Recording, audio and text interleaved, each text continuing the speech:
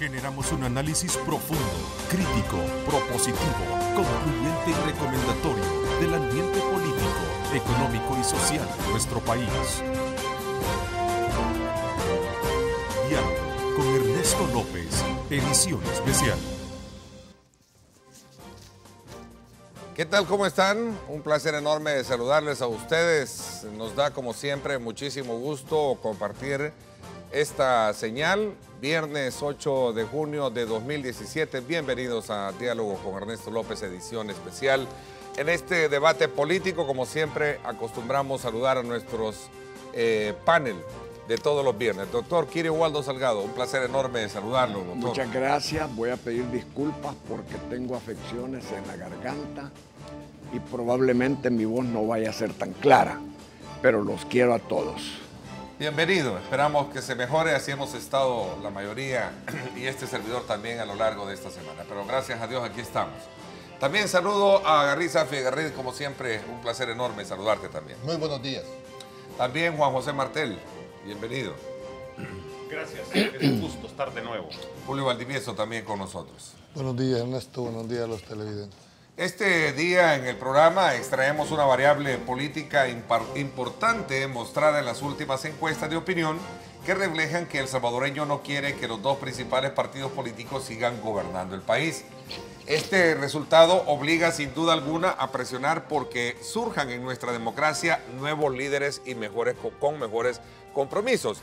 Así es que este es un tema que vamos a poner en relieve en esta primera etapa del debate, que me parece que es interesante, sobre todo cuando las preguntas que se le formulan a los salvadoreños, si usted está de acuerdo que gobierne este partido y si este otro también, entonces ahí los dos grandes prácticamente y tradicional partidos están muy mal parados, como decimos a buen salvadoreño. Pero ese es un tema en particular. Otro tema que no podemos pasar por alto son las implicaciones jurídicas que tiene la ley de extinción de dominio a procesos judiciales no concluidos. Un caso reciente, esta semana se incautaron 9 propiedades al expresidente Flores, entre otros casos que también ya se conocieron.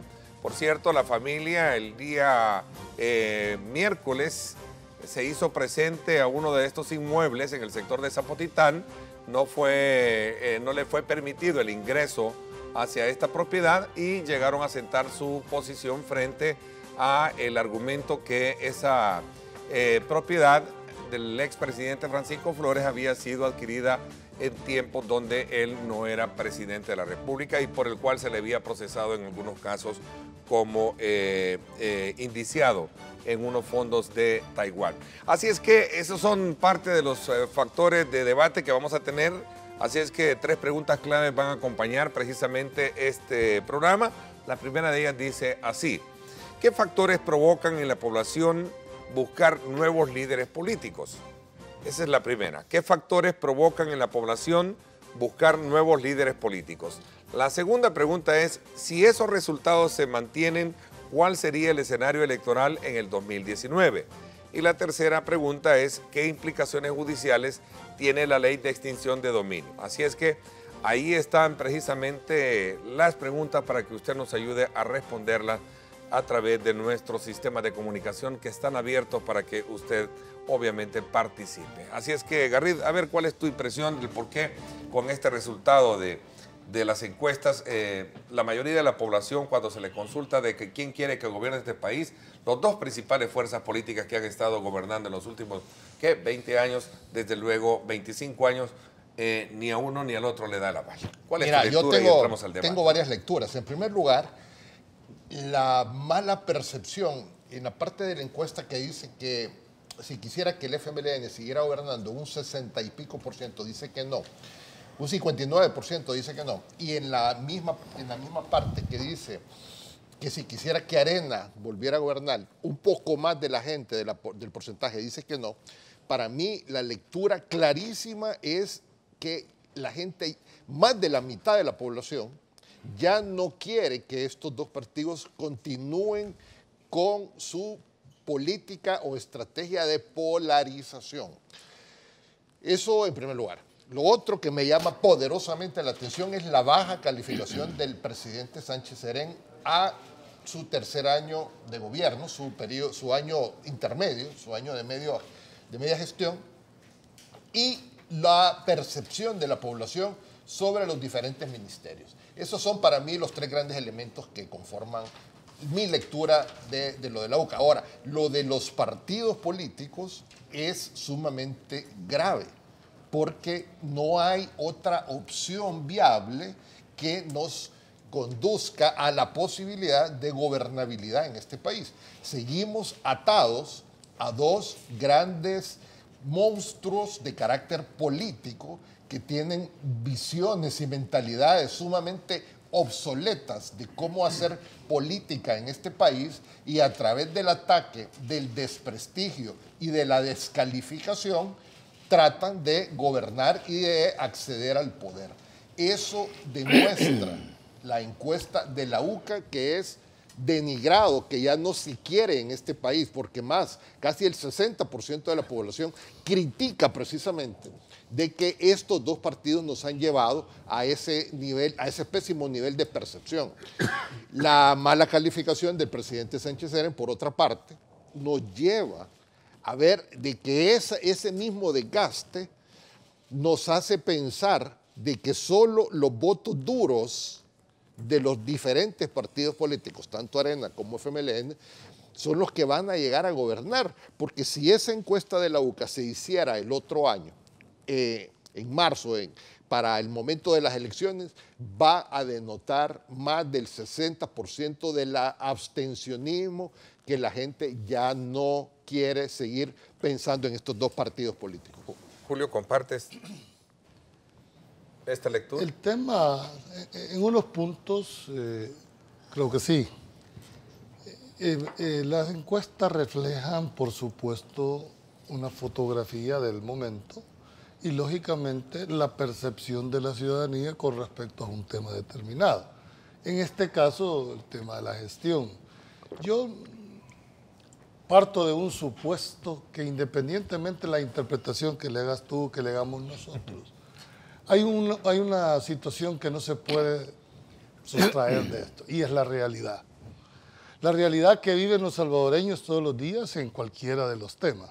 Por más que yo te venga aquí a tratar de sostener una situación, el que la vive tiene una percepción distinta. Yo no entraría en este momento a ver, dijéramos, numerología en función de quién debe seguir o quién no debe seguir. El análisis debe verse es que, para mí, el sistema político actual está colapsado. Es decir, y ese es el reflejo. Ese es el reflejo. Pero hay que distinguir, dijéramos, en que la ciudadanía, la forma de rechazar el sistema partidario, aunque yo creo que es un error, porque yo sí apoyo la parte de partidos, no las cúpulas ni las personas, pero hacen un señalamiento, es una forma de decir, mire, ya no creemos.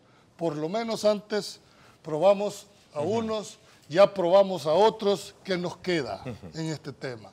Pero, y aquí esto es lo que la ciudadanía debe de entender, no se puede cambiar el juego con las mismas reglas. Al final, la Constitución establece que el único instrumento, por lo menos antes de la reforma así se decía, el único instrumento para alcanzar el poder son los partidos políticos.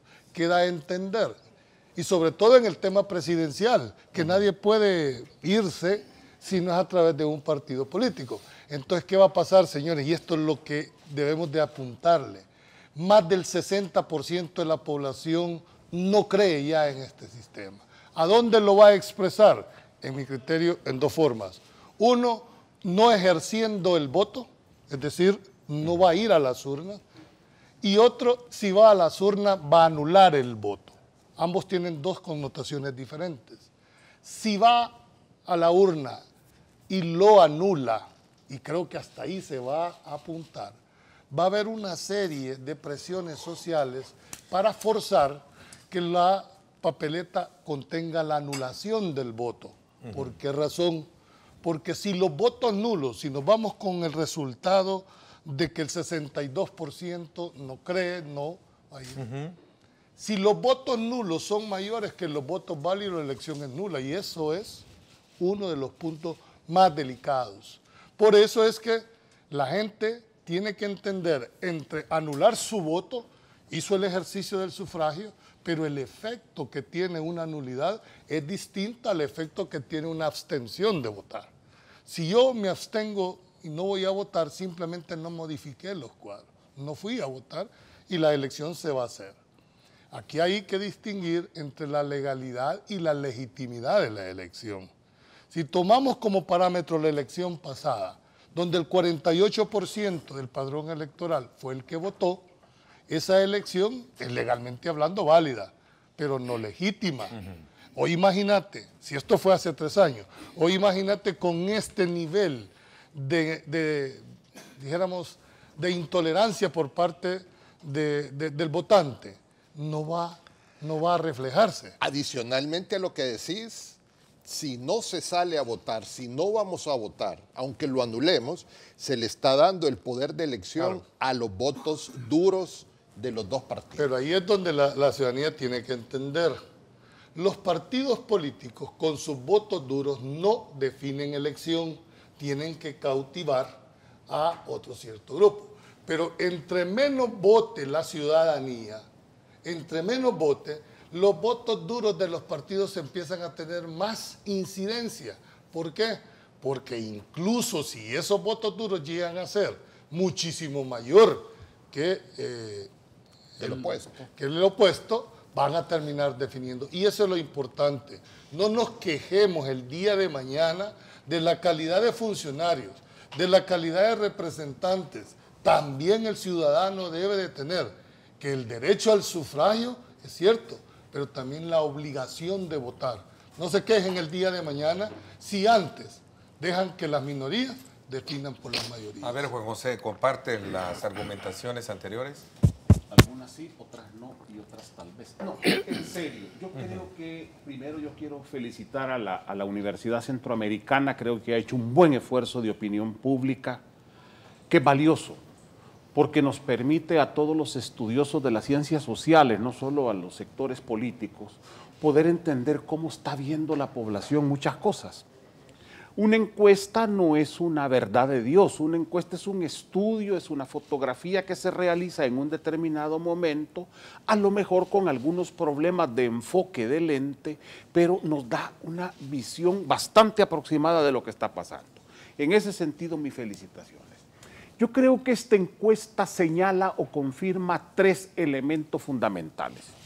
El primero es que hay un creciente descontento y hay un creciente malestar de la ciudadanía frente al gobierno.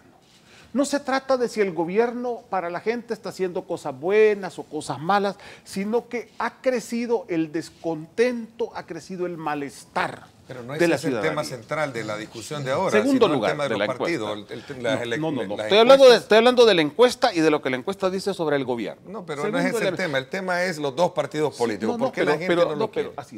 Ese es tu tema. Pero yo voy a dar el marco de la encuesta y ya voy a lo segundo. El segundo elemento es el desprestigio y desconfianza de la población con el estamento político, que es a lo que tú querías llegar.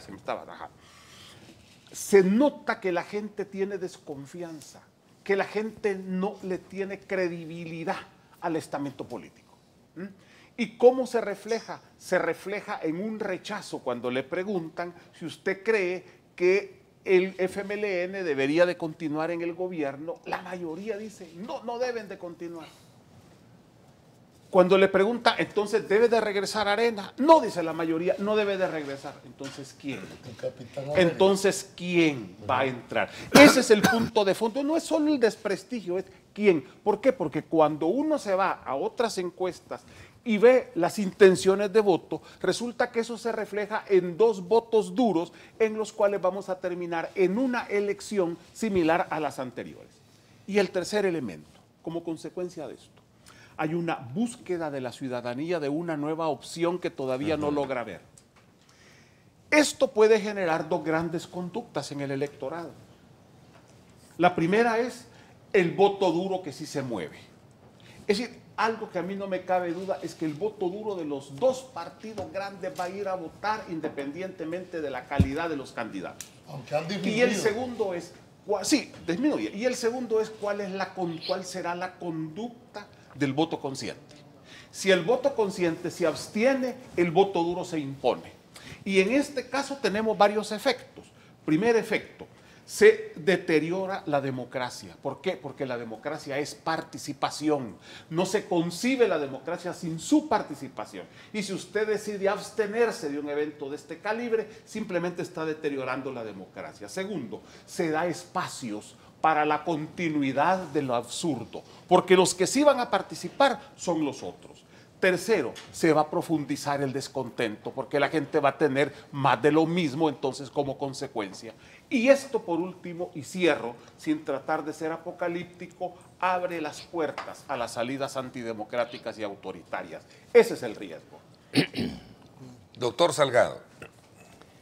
Yo quiero también felicitar a la Universidad Centroamericana José Simeón Cañas por esta encuesta. Fuera de todos los aspectos que señala la encuesta, hay dos que me llaman mucho la atención y que mis compañeros no han tratado. Primero, cuando se trata de medir la fuerza entre Arena y el FMLN, hay un empate técnico. Es decir, de acuerdo a la encuesta, la opinión de la gente encuestada es que tanta fuerza tiene Arena como tanta fuerza tiene el FMLN. En porcentajes muy pequeños. Pero la cuestión se complica cuando se pregunta que si la gente quiere que siga gobernando el FMLN. Y la gente dice que no. Ah, entonces le dice el encuestador, usted quisiera que gobernara Arena, que volviera al poder. Y la gente dice no. Y los porcentajes de ese no trascienden en bastante al 50%. Creo que andan por el 60%. Entonces uno se pregunta, ¿qué significa esto? En primer lugar, significa que la población no quiere que gobierne ni la izquierda del FMLN, ni la derecha de Arena.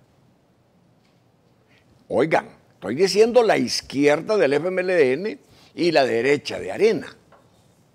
No estoy diciendo otra izquierda o otra derecha. Pero uno se pregunta entonces, bueno, ¿y entonces cuál es esa otra izquierda y esa otra derecha? Aquí no hay otra izquierda que sea significativa como para gobernar, ni hay tiempo para crearla, ni hay tiempo para transformarla, ni tampoco otra derecha.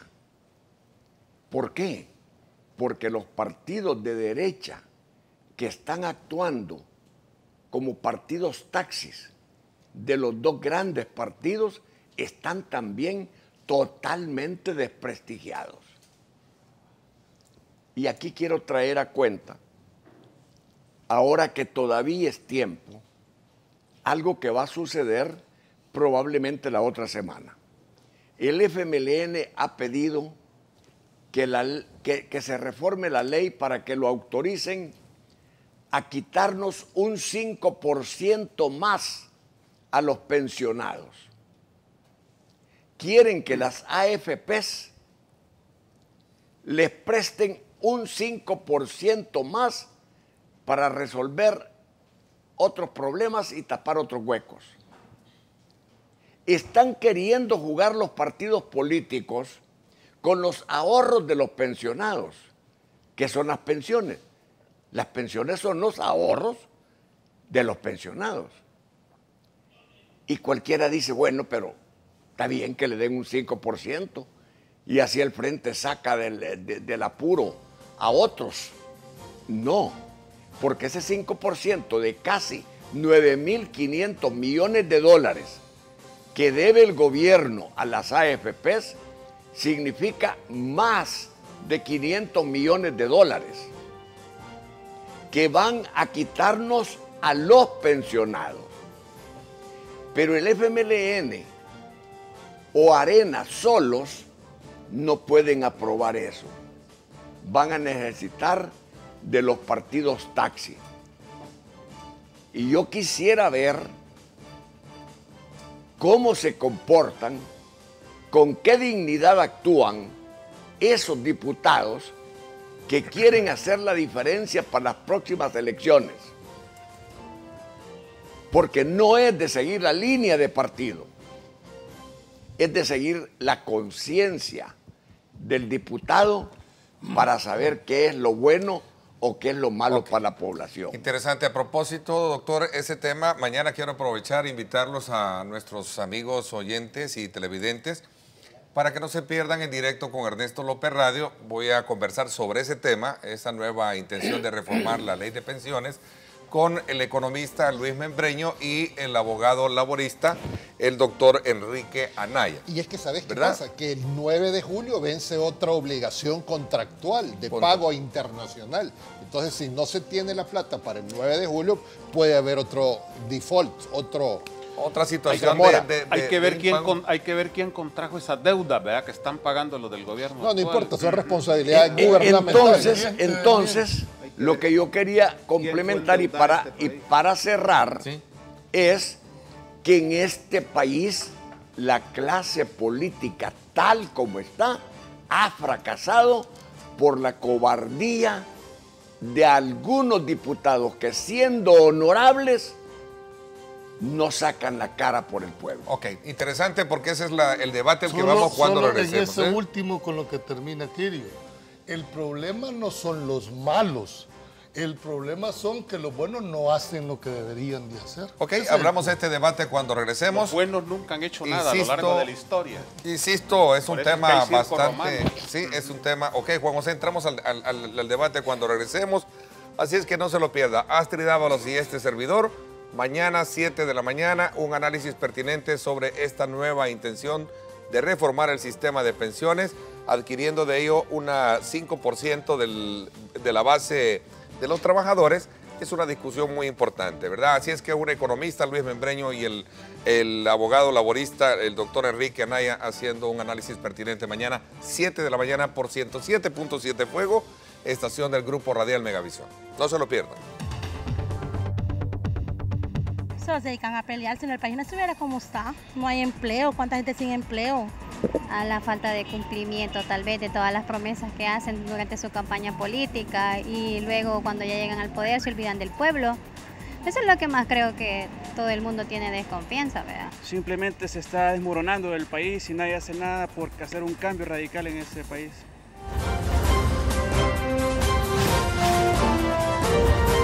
Diálogo con Ernesto López, edición especial. Estás viendo Diálogo con Ernesto López.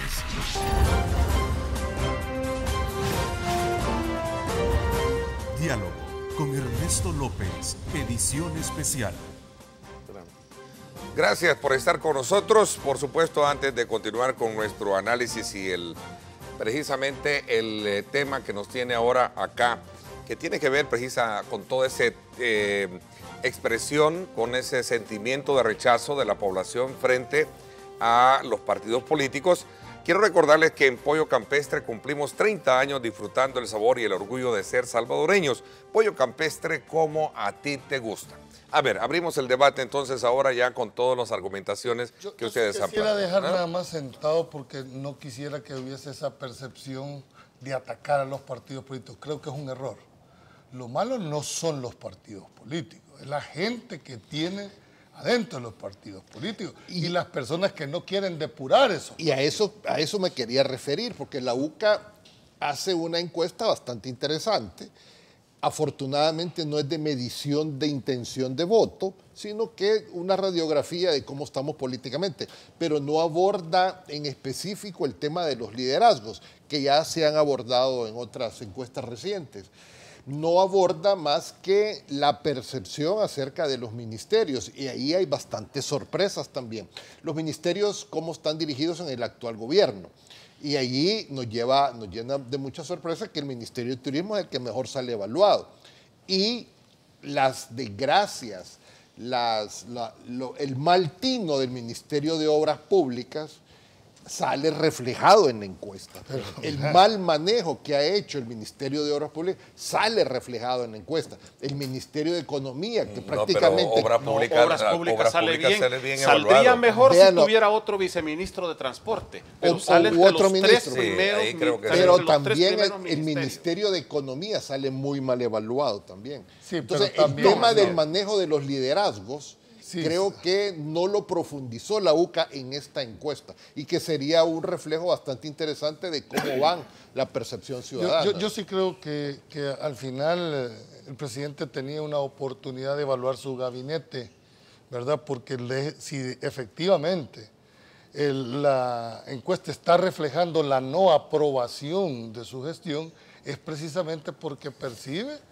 Yo no voy a hablar de personas, voy a hablar del gobierno como tal. Percibe que no le está resolviendo. Okay, pero si esos son los resultados... pero es un liderazgo, Julio, es el mal liderazgo. Pero la gente, ¿cuál es el problema al final de la encuesta? Y para que la ciudadanía lo entienda, va a haber el mismo resultado al final de este. ¿Por qué razón? El sistema está diseñado de esa manera. Por último, ¿quiénes van a ir a una elección aquí? Arena, el Frente y tal vez un tercero que se cuele ahí. ¿Me explico?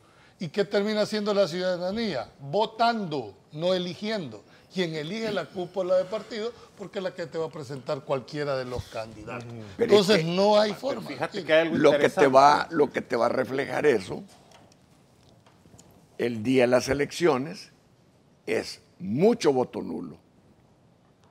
Y lo peor, como ya lo explicabas tú, Julio, mucho abstencionismo. Si la gente se abstiene, ganan los malos. Si la gente va y vota nulo, ganan los buenos. Así de simple. ¿Por qué?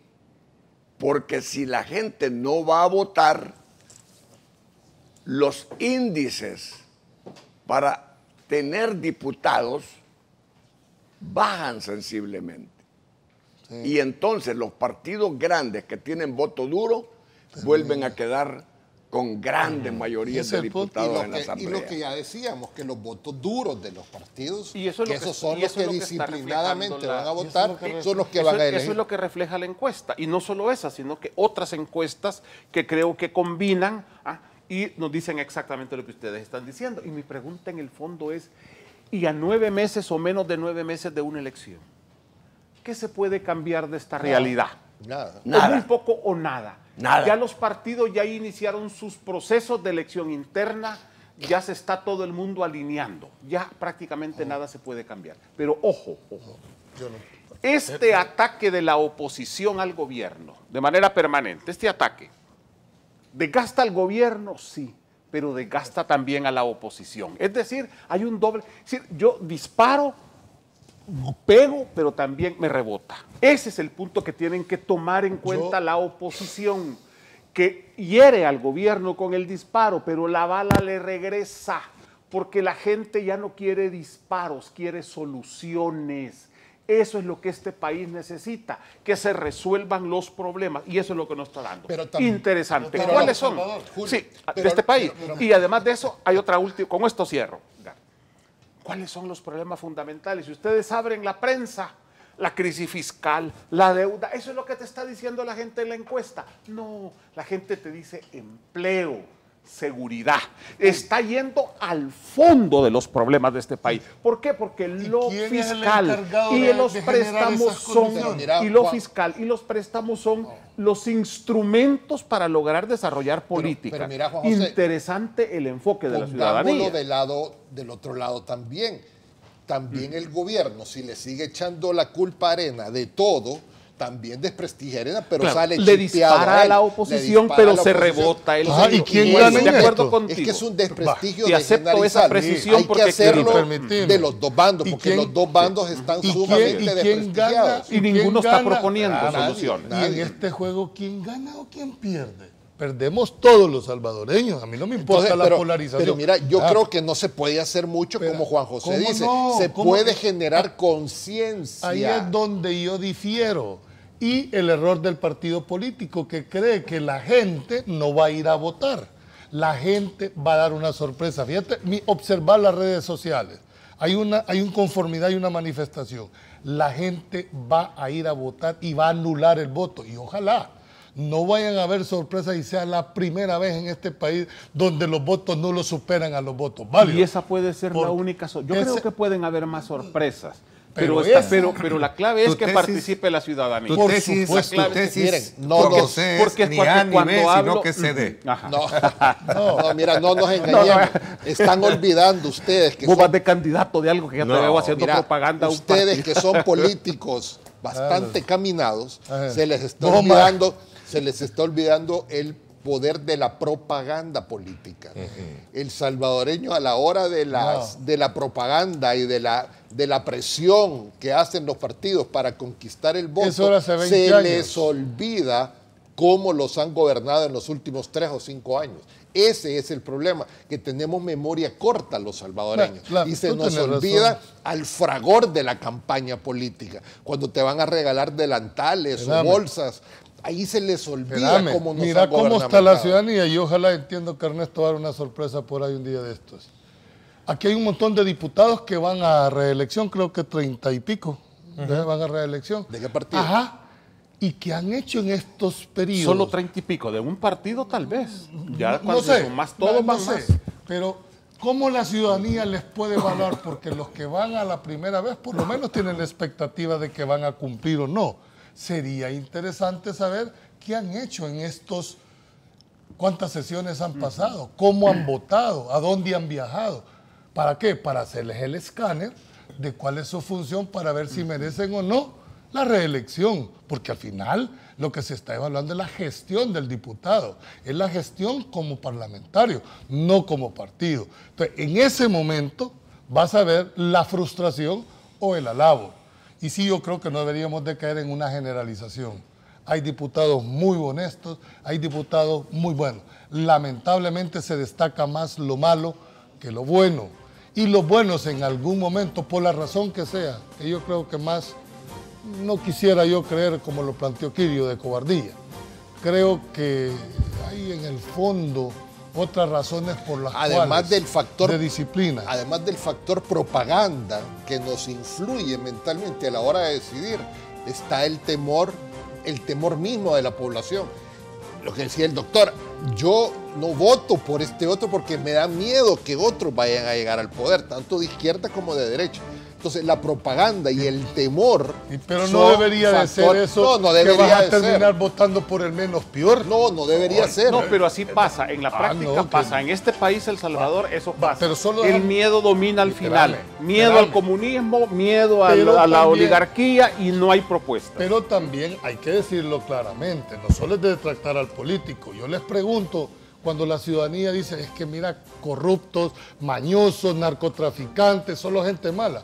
Yo le digo, y si vos querés un cambio en este, ¿por qué no te metés, pues?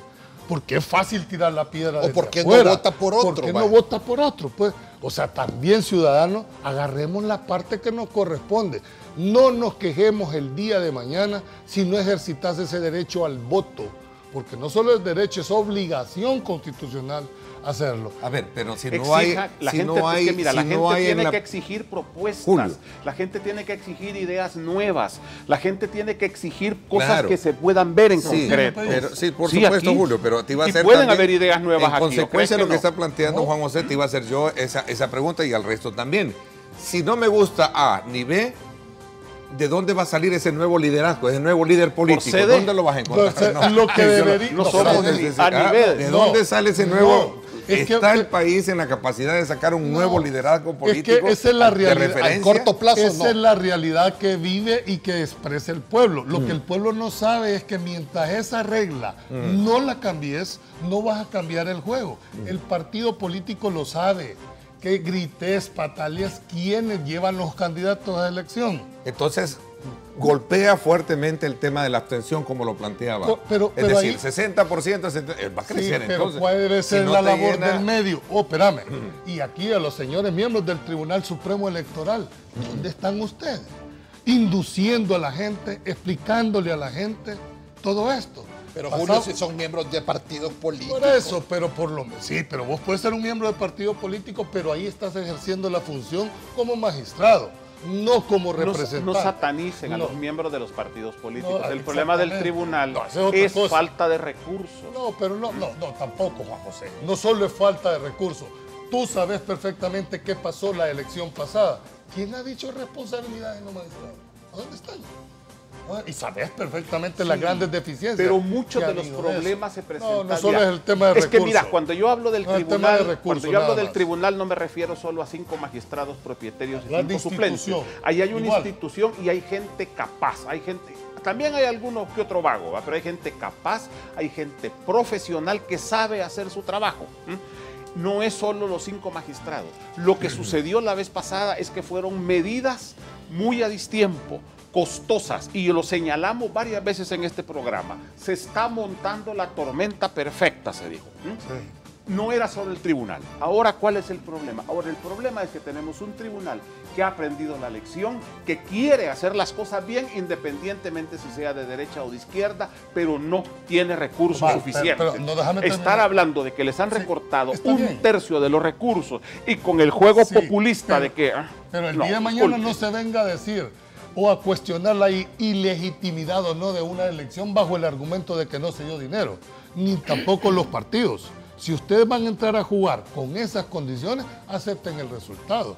Porque si no le han dado los recursos al tribunal, no vengan a exigir después a decir, mire, hubo fraude, no se ganó la elección porque el tribunal no actuó. Hoy es el momento. Mira, ¿hay recursos para aplicar tecnología en las mesas? Debe de haber tecnología en las mesas. Si no hay tecnología en las mesas, señores, ese escrutinio va a durar 12 horas después de que se cierre la votación. Y la gente, como ha llegado a las 5 de la mañana, simplemente le va a dejar tirados los papeles. Debe de haber, solo para poner un ejemplo. Volvamos al punto. Miren, aquí lo que hay, lamentablemente, es resignación de la gente de cada partido político, que porque dice, yo soy de tal partido, yo soy rojo, yo soy azul, y aunque tienen razón esos señores que están en el 21, yo siempre voy a ir a votar por mi partido, no importa cómo quede, no importa quiénes lleve. Y entonces, por esa resignación es que estamos así, con diputados metidos en narcotráfico, con diputados corruptos, y los diputados buenos, que sí los hay, mejor se quedan callados, porque si no, los echan del partido o ya no vuelven a ser propuestos por el partido. Vamos a la pausa comercial, que yo creo que nos queda muy bien definido la lectura que cada uno de ustedes expresa frente a este tema. Lo que todavía a mí me provoca pensar es, bueno, si A y B a mí no me resulta, entonces como votante, como electoral, ¿a qué le voy a apostar si no me ofrece alguien algo diferente? Tu tesis, cede. Sí. Vamos a ver, otro tema que no podemos pasar por alto es las implicaciones jurídicas que tiene la ley de extinción de dominio a procesos judiciales no concluidos. Es otro debate que ha salido a luz pública esta semana. Así es que vamos a ese debate cuando regresemos. Es gracias al patrocinio de Remesas del Sistema Fede Crédito. Vámonos entonces ahora con esta imagen desde el sector del Boulevard Constitución, pasando el monumento, redondel de la Constitución, hacia lo que sería el sector de la calle Motocross, el empalme de la calle Motocross. Ahí tenemos una ligera carga vehicular que obviamente genera un poco de lentitud en el paso vehicular, por lo cual usted tenga a bien que también eso es parte del problema que puede presentar el tema del semáforo que conecta la calle, esta calle Motocross y precisamente el Boulevard Constitución. Hacia el Salvador del mundo. Del monumento, no, por eso, del Constitución hacia El Salvador, por supuesto, del mundo. Venís de ahí, quedó atrás quedó atrás y vas hacia la avenida Sisimiles, baja la Sisimiles. Sí. Esta es mi propuesta para viceministro de Transporte. Qué bueno. Nos vamos a la pausa. Así está el país. Vean ustedes la capital, preciosa. Megadrón es gracias al patrocinio de Remesas del Sistema Fedecrédito. Mientras un individuo no sea vencido en juicio, no se puede proceder a ningún tipo de embargo. Entonces, hasta que haya una decisión de parte de algún juzgado. Como medida preventiva está bien, ¿verdad? Para que el proceso tenga su garantía al finalizar y el juez dicte sentencia. Yo creo que es bueno la aplicación de eso porque así se van disminuyendo tanta corrupción que ha habido, ¿verdad?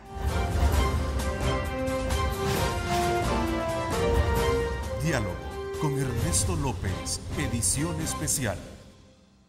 Estás viendo Diálogo con Ernesto López.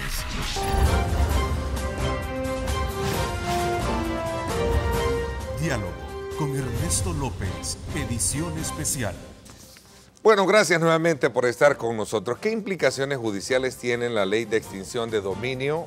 Esta semana se han conocido, desde luego, diversas reacciones, específicamente cuando se hace aplicación de esta ley y los procesos judiciales no han concluido. Es más, hay antecedentes de personas que han salido prácticamente bien libradas de los procesos, pero al final siempre les han quitado sus propiedades. A ver, ¿cuál es la lectura que ustedes tienen? Ahora, entremos a este debate. Yo lo que creo es que la ley de extinción del dominio, así como está redactada, es tremendamente draconiana. Pero vayámonos a los antecedentes. En 1993, El Salvador suscribió un convenio, un acuerdo que tomaron las Naciones Unidas para perseguir lo que entonces se llamaba sustancias psicotrópicas. Ahora, psicotrópicas. Y ahora, eso es el narcotráfico. En el 2003 y 2004, las Naciones Unidas aprobaron resoluciones que después fueron aplicadas en El Salvador o aceptadas por El Salvador sobre narcotráfico y corrupción. A pesar de estar ahí desde el 2004, todas estas convenios que se firmaron, acuerdos que se firmaron, tratados que se firmaron con las Naciones Unidas, fue hasta noviembre del 2013, por presiones de las Naciones Unidas, que El Salvador redactó la ley de extinción de dominio tal como la tenemos hoy. ¿Qué es extinción de dominio? En términos bien sencillos, extinción de dominio es quitarle la propiedad de sus bienes a una persona que está involucrada en un ilícito que tiene que ver con narcotráfico, con corrupción y con otros delitos que menciona la ley. Ahora, el problema es que cuando a alguien se le procesa y sale libre en el proceso penal, le pueden quitar sus bienes. El problema es que si la persona es condenada o no es condenada, pero los bienes no alcanzan para cubrir todo aquello por lo que fue procesada, es decir, el acervo de propiedades, pueden llegar hasta las propiedades de personas que las tengan a otro título dentro de su mismo pariente, aún dentro de particulares. Si alguien cree en el delito de lavado de dinero, que porque traspasó las propiedades a prestanombres y que esos prestanombres, después de que aquella persona salga libre, van a devolvérselos, la ley de extinción del dominio les puede caer en cualquier momento, en cualquier lugar y en cualquier época. Es decir, la ley de extinción del dominio no respeta prescripciones y no respeta tampoco la lo que pasó antes de que la ley fuera aprobada. Yo lo quisiera poner un poquito más simple. El doctor Kirio Waldo dio la definición de lo que es extinción de dominio, pero yo lo pongo en palabras más fácilmente entendibles por todos los televidentes. Extinción de dominio es confiscación. Aquí, a través de esta ley, que ha sido una tendencia que viene en varios países, especialmente de América Latina, esta ley es una ley confiscatoria. Y no estaría mal el concepto si la ley estuviera bien redactada conforme a la Constitución, pero no está bien redactada. Es una ley, a mi juicio, 100% inconstitucional. Vamos a ver qué ha pasado a nivel internacional. Argentina, Guatemala, Bolivia, Colombia es un caso muy, muy interesante. Hay una ley modelo que es la que se ha venido implementando, movido por Estados Unidos, impulsada por Estados Unidos, para que, repito, con muy buen tino, los bienes mal habidos por narcotraficantes, lavadores y personas del bajo mundo, de la delincuencia internacional, se les expropie lo que más les duele, que es el dinero o los activos provenientes de sus ilícitos, y pasen a favor del Estado. Eso conceptualmente está bien. Han habido inconstitucionalidades, repito, en Argentina, Bolivia, Guatemala y el caso de Colombia, que es casi calcada la ley. Allí, después de muchos vaivenes, se declaró inconstitucional y se hizo una nueva. Eso es lo que debe hacerse aquí. ¿Por qué? Porque viola varios preceptos constitucionales, empezando el de la no confiscación. Allí, en esta ley de extinción, se confiscan los bienes. Segundo, la prescripción se rompe con todas las reglas de la prescripción. ¿Por qué? Porque es una ley que va a los bienes, no importando el titular. Y el titular en materia penal, la materia se extingue cuando la persona se extingue, pero la ley de extinción de dominio continúa. La irretroactividad de las leyes también es otro factor. Hay un montón de factores que a mi juicio hacen inconstitucional esta ley. Y yo no culpo de la aplicación a la Fiscalía, porque la Fiscalía, su obligación es aplicar las leyes. Sí, claro. Pero el tema es que esta ley de extinción de dominio, como los principios de retroactividad están tan abiertos y tan vagos, esta se la pueden aplicar a cualquier expresidente, cualquier exfuncionario. Y se la pueden aplicar a los legisladores, a los magistrados y a cualquier funcionario de gobierno dentro de 30 años. Así es que esta ley es peligrosísima para la institucionalidad del país. Mira, yo lo que veo de lo peligroso, déjame que alguien que no es abogado, no, mire, yo creo que el problema en el país es que siempre hemos creído que los problemas se resuelven con una ley. Hagamos una ley dura y ya el problema quedó resuelto. Hacemos las leyes, las enduramos, subimos las penas, etcétera, etcétera, y los problemas no se resuelven. Porque hay que ir más a fondo, hay que ir al origen de los problemas y hay que ir a desarrollar institucionalidad democrática y a tener recursos.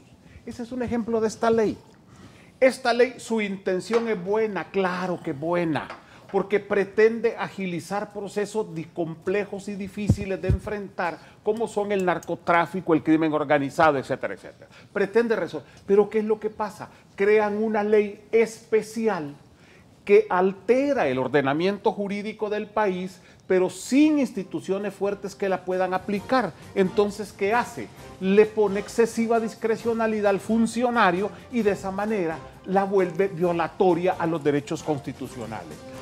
Y basta con verlo. Hay un fiscal que puede ordenar, el fiscal puede ordenar directamente la aplicación de medidas cautelares y disponer de todas las acciones que considere necesarias. ¿Y qué es lo que pasa? Que según esta ley, el proceso tiene dos fases, una fase de investigación y una fase procesal propiamente jurídica. Pero al iniciar la fase de investigación, es decir, solo por la simple sospecha, pueden mandar a alguien a quitarle sus bienes, lo sacan, y esto puede dañar, perdonen, el derecho a la vivienda. Una empresa puede ser destruida en pocos días si cae en malas manos o si se deja tirada. Y además de eso, el fiscal tiene 90 días para tener esa propiedad y poder informar al juez. Y el juez puede darle otros 90 días. Es decir, se crea una tremenda inseguridad jurídica en un país que tenemos instituciones débiles, que tenemos pocos recursos y por lo tanto la discrecionalidad del funcionario es lo que determina. Ok, te doy la palabra, Julio, cuando regresemos y abrimos el debate. Gracias por estar con nosotros. Nos vamos a una pausa.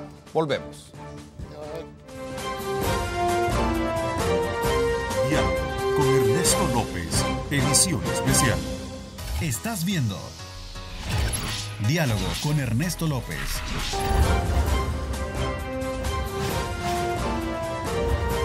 Diálogo con Ernesto López, edición especial.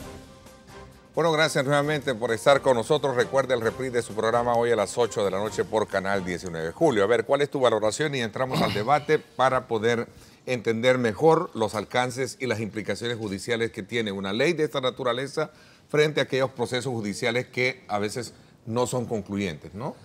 Mira, este tema hay que tenerlo y tratarlo con mucho cuidado y con unas pinzas para no dañar cuál fue la finalidad de por qué se dio una ley de esta naturaleza y con estos alcances. Esto vino a ser como un instrumento que le permitía en algunos tipos de delitos poder llegar hasta su finalidad, pero hubo un error de interpretación. En cuanto lo iban a hacer, te voy a hacer una cosa. ¿Cómo quiero empezar yo a plantear el problema? Primero, la responsabilidad de la ley. Primero, ¿quién la hizo? Es mi gran pregunta. ¿No fueron ustedes, señores diputados, que entiendo tuvieron todo un proceso de análisis? Porque ahí escuché a un par de diputados en una discusión, me dijo, mira qué ley más inconstitucional, mira qué ley más mala. Y ya te viste, le dije que fuiste uno de los que firmaron esa ley. Todos los proponentes de la ley más parece la lista de los primeros indiciados a los que les van a aplicar la ley. Entonces le digo yo, bueno, y que no tuviste vos el tiempo necesario en la comisión, ¿por qué ahora venís a decir que la ley es inconstitucional? ¿Por qué no lo dijeron ahí en la comisión? Mira, estas disposiciones no se pueden aplicar. Por una razón, porque ustedes creyeron que esta ley solo se les iba a aplicar al crimen organizado, a las pandillas, que ese es el criterio erróneo. Están creando leyes creyendo que solo se le van a aplicar a X. Esta ley puede ser aplicable a cualquiera, siempre y cuando se reúnen los requisitos. No, sin llenar los requisitos, Julio. Se puede aplicar de forma retroactiva. La tipología de delitos da para todos. Y yo no sé por qué no le han extinguido los bienes a Rodil.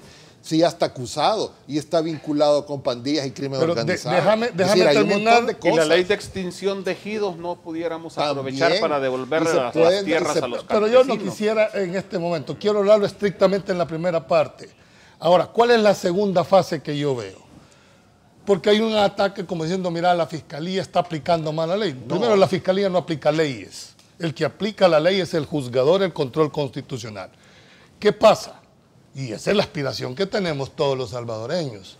Si la Fiscalía está actuando mal, si la Fiscalía no la ha aplicado, bueno, ahorita va un control constitucional. Usted, señor juez, tiene control difuso sobre las leyes. Si usted considera que es inconstitucional esta norma, pues declare la inaplicabilidad. Esa es potestad suya. Pero ¿qué pasa? ¿Por qué no se hace? Porque mucha gente en este país está bajo un concepto, y hay que decirlo con toda la salvedad, bajo el miedo que ha generado toda esta situación. Aquí ya no se discute, y con el perdón de mis colegas, la legalidad o no de los procesos. Se discute quién va a salir el día de mañana en un medio de comunicación. Se discute lo que opinan las redes sociales. Están cometiendo un error. Hoy va a ser una persona, mañana puede ser usted televidente.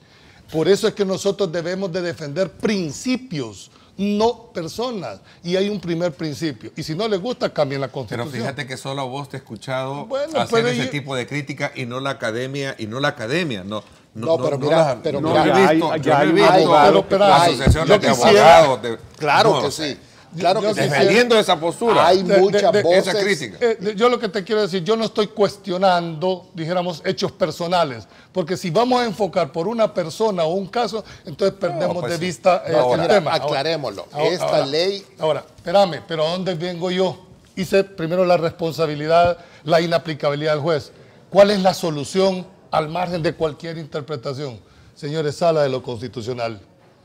¿Por qué razón ustedes tienen la solución? Porque ustedes pueden definir o para un sentido o para otro. Si ustedes declaran que la ley es inconstitucional en este país, le quitan cualquier argumento a un juez para que el día de mañana no pueda declarar la inconstitucionalidad bajo el concepto del control difuso. ¿Y qué va a pasar con los bienes que ya se confiscaron? Bueno, como tiene efecto, dijéramos, hacia el futuro. No, tendría efecto retroactivo porque favorece. Pero este es un debate un poquito más académico. Ahora, ¿qué pasa si ustedes dicen que la ley es constitucional? Pues hombre, se acabó la discusión porque ya no hay más forma. ¿A dónde quiero llegar? Que esta incertidumbre jurídica a la que nos estamos siendo sometidos, porque aquí hay varias interpretaciones, para unos es injusta, para otros es eminentemente inconstitucional, ¿verdad? Pero defina, estas son las reglas. Esta ley, en mi criterio, son leyes que se tratan de implementar con condiciones económicas, jurídicas y sociales. En otros países, los pesos y contrapesos de las instituciones son sumamente fuertes. Allá saben que si a alguien le aplican una ley y llega a ser declarado inocente, viene toda una serie de rendición de cuentas. Yo, al final de esto, no me palan los pelos de punta. Pero si ustedes creen, solo quiero terminar con esto. Es que esta ley... Solo quiero terminar con esto. Si alguien cree que se le aplicó esta ley en forma ilegal, ilegítima, lean el 245 de la Constitución, por Dios santo, pero tengan el valor de hacerlo. Vayan y digan, señores, vengo a demandarlo a usted en su carácter personal, ¿verdad? Porque ha incumplido la Constitución y me voy contra usted también. El tema es que, y que aunque no lo quieran aceptar, el tema es que están sometidos bajo el régimen del miedo. Nadie quiere hacer algo en este país por el miedo. Y por supuesto, todos tenemos miedo. Somos seres humanos. Pero si no defendemos esto hoy con la gallardía, con la prudencia que debe de ser, mañana no nos vengamos a arrepentir de que el boomerang regrese al mismo punto de partida. Mira, Julio, ya hay, creo que se llama Pérez Bennett, el abogado. Sí, Mario Pérez ya Bennett. Hay una demanda, por cierto, un buen abogado, admitida de inconstitucionalidad contra la ley. No sé si es contra la ley o contra un artículo. Pero ahora, yo te voy a decir cuál es mi criterio. No toda la ley es mala. Son algunas disposiciones las que son exageradamente draconianas y hasta abusivas. Creo que lo que se debe de revisar de la ley es eso justamente que afecta a inocentes. Pero de ahí a declarar toda la ley no es bueno. ¿Por qué? Estamos de acuerdo. ¿Por qué? Porque entonces tenés que devolverle a todos los narcotraficantes todo lo que les han quitado. Y esta ley, como te digo, en la breve historia que hice, desde 1993 hasta el 2004, que allá se habló de los tóxicos, que en el otro se habló del crimen organizado y en el otro se habló del narcotráfico. Para eso había sido el acuerdo de las Naciones Unidas y el país lo adoptó. Mira. Lo que sucede es que después se amplió aquí y diputados que hoy están pidiendo que la ley se derogue o se modifique, estuvieron de acuerdo con esta ley. Ahí están los nombres de los señores. Sí, pero mira, no dimensionaron. ¿Cuál es mi planteamiento al final para terminar y abrir al debate? Tienen la oportunidad, es que yo estoy a favor.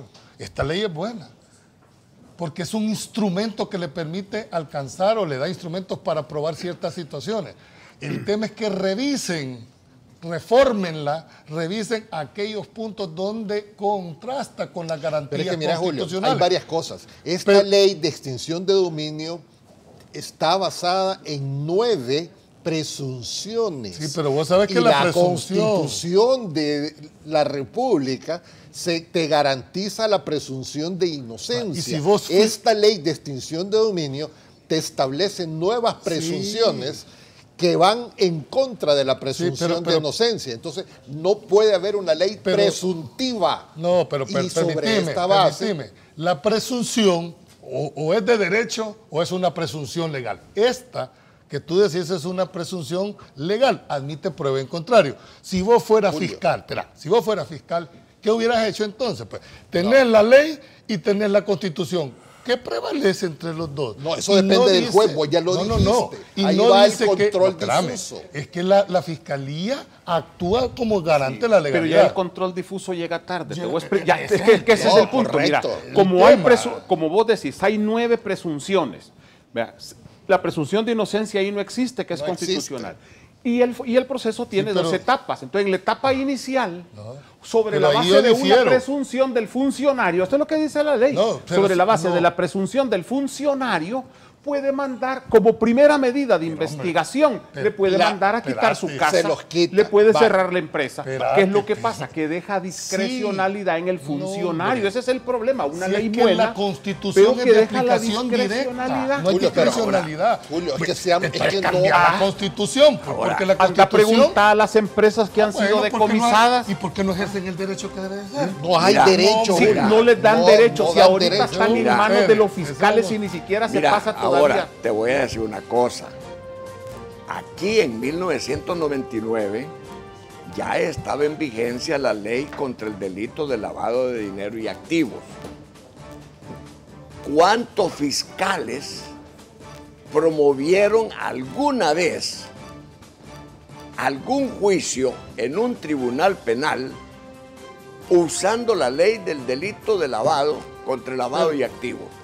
Ninguno. El problema no es ninguno. De ley, no, es que te voy a llevar a dónde quiero llegar.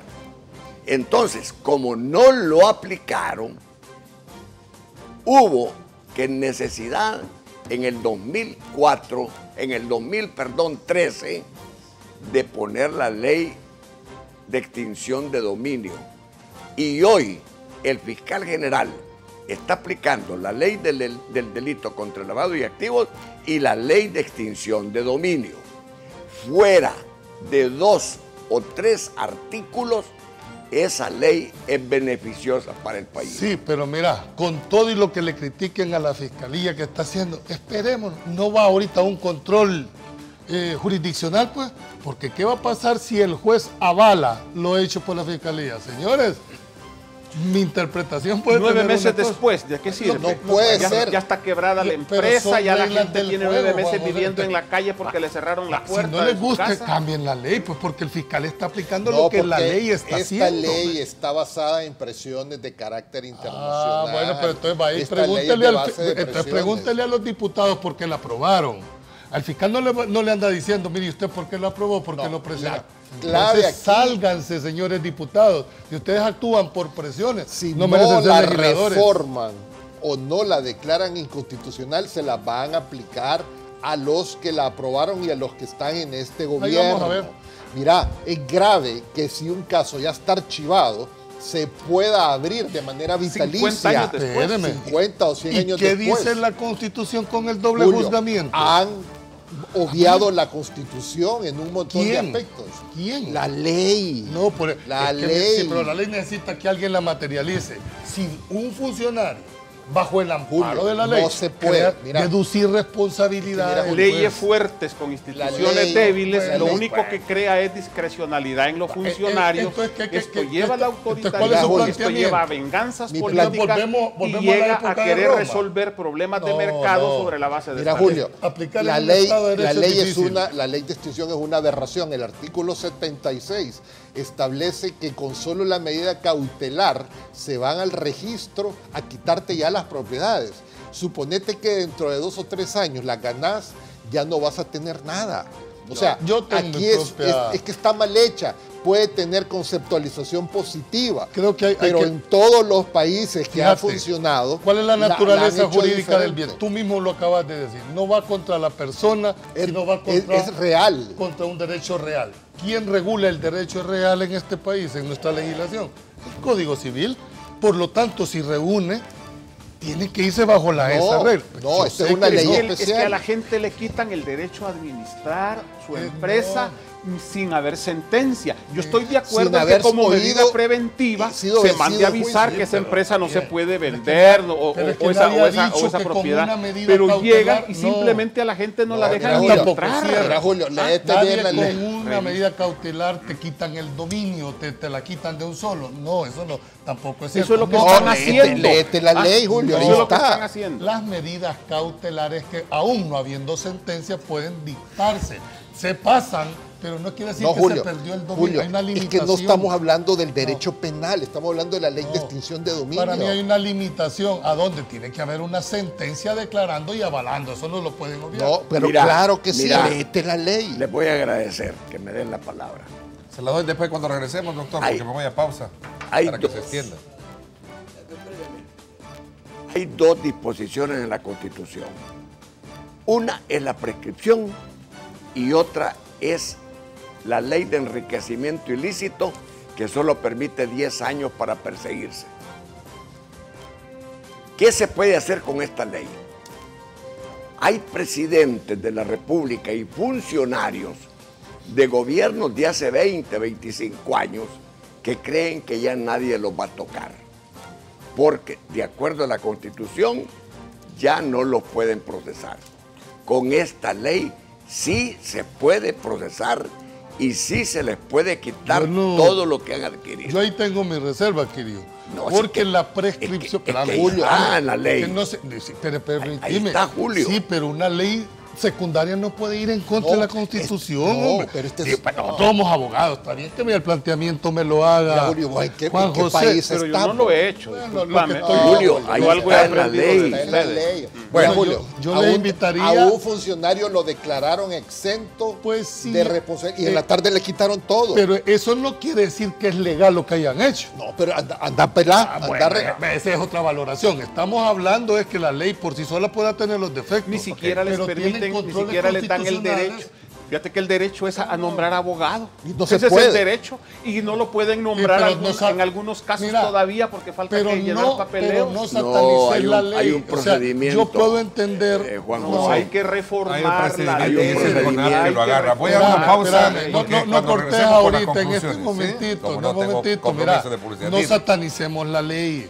Porque la ley tiene en su gran mayoría muchos instrumentos que le permiten a los jueces llegar a donde no se puede. Nadie la está satanizando. Interesante. La ley es buena. Y la ley es buena, hay que ver qué es lo que se puede reformar por algunos vacíos, porque también no se puede dejar a libre albedrío la actuación, la malversación, el enriquecimiento, la corrupción, para que cualquier funcionario público o cualquier persona pueda enriquecerse de una forma en la que el Estado no recupere. Nadie está satanizando la ley, estamos señalando. Pero permitime, ese es el primer error de enfoque tuyo. Esta ley no solo le va a aplicar a los funcionarios. No, señor. A cualquiera que haya cometido alguna de una actividad ilícita. Pero no solo te refieras a funcionarios. No, por eso le dije, a cualquiera. Por eso es bueno que en algún momento, ¿que hay que hacerle reforma? Pues entendería que eso hay que hacerlo. ¿Vean? Vamos a la pausa y regresamos. Diálogo con Ernesto López, edición especial. El futuro es imaginar, es pensar en grande. Prepárate hoy. Estudia en la UFG y amplía tus oportunidades. UFG, tecnología, innovación y calidad. Bueno, gracias nuevamente por estar con nosotros. Ya casi vamos a las conclusiones. A ver, Julio, me había quedado todavía contigo porque no estás satisfecho. Bueno, es que Julio está defendiendo lo indefendible. No, esta ley fue hecha.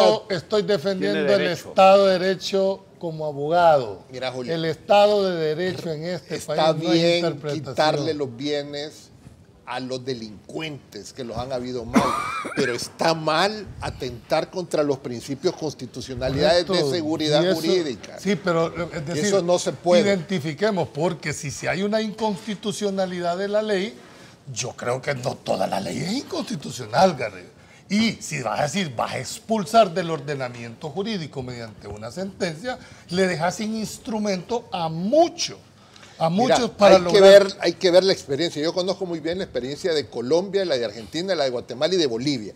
Allí se hicieron leyes bajo este formato y se declararon inconstitucionales después de grandes aberraciones jurídicas, después de que se perdieron capitales legítimos. Claro, si es que bien trabajados. Solo que ese es el problema. No perdamos de vista que toda esta aplicación, toda esta filosofía de la ley parte del supuesto que vienen de actividades ilícitas, no de actividades lícitas. Es decir, a nadie le pueden incautar ningún bien producto de una actividad lícita. Todo esto tiene que ver con una actividad Pero ilícita. eso que estás diciendo no está contemplado en la ley. Yo sí la creo ley que sí. te permite abusos. Mira, lo que la pasa ley te es, permite nadie ha dicho que toda la ley es inconstitucional. Hemos señalado algunos elementos que creemos que son inconstitucionales. En segundo lugar, creo que el problema está en las medidas precautorias. Es que hay un principio de presunción de inocencia. Si a mí se me comprueba el delito, me tienen que quitar todo el dominio sobre la propiedad o sobre el bien. El problema es que con la simple sospecha, el juez puede ordenar una serie de medidas cautelares draconianas y de repente el juez sospechó y llegan y sacan a la gente a medianoche de su casa o llegan y ya no puede entrar a su empresa. ¿Sabes qué pasa? Y el juez tiene 9 meses para iniciar ese proceso de investigación y muchas cosas pueden pasar en 9 meses. Ese es el problema de fondo. Solo déjame leer. Aquí está la ley. Mira, artículo 6. No, pero el artículo literal es claro F y G. Sí, pero el mira, artículo 6. Entendamos, el dominio tiene dos, la propiedad y el usufructo. Y la retroactividad, Julio. No, espérame, estoy hablando del derecho de dominio. Ajá. Cuando a alguien le emiten una medida cautelar que se traduce en un embargo, el embargo no es que te están quitando el dominio, te lo están suspendiendo en el goce del dominio. ¿A dónde te lo van a quitar? Con la sentencia. Entonces yo no estoy en contra de la medida cautelar. Eso no está pasando. Bueno, eso no está en la ley. Es que la medida cautelar es necesaria para evitar que el bien pueda ser vendido o destruido. Pero esa es una cosa. Otra cosa es cuando ya no dejan a la gente ni siquiera entrar a su propiedad. Es que eso es lo que está pasando. ¿Cómo no? La ley lo dice que te la quitan y la pasan a una comisión. Estimados amigos, cuando todavía no te han condenado. El tiempo se nos fue. Quiero agradecerles a nombre de todo ese público atento que está siempre pendiente de nuestra señal. Gracias, Julio. Gracias, Juan José. También, doctor Salgado, que se mejore. Y por supuesto también a ti, Garrido. Gracias por habernos acompañado. Gracias. Mañana 7 de la mañana un análisis pertinente del estado de la economía sobre la base de las reformas al sistema de pensiones. No se lo pierda, 7 de la mañana por Radio Fuego. Gracias, pásenla bien y como siempre recuerden lo más importante, amar a Dios sobre todas las cosas.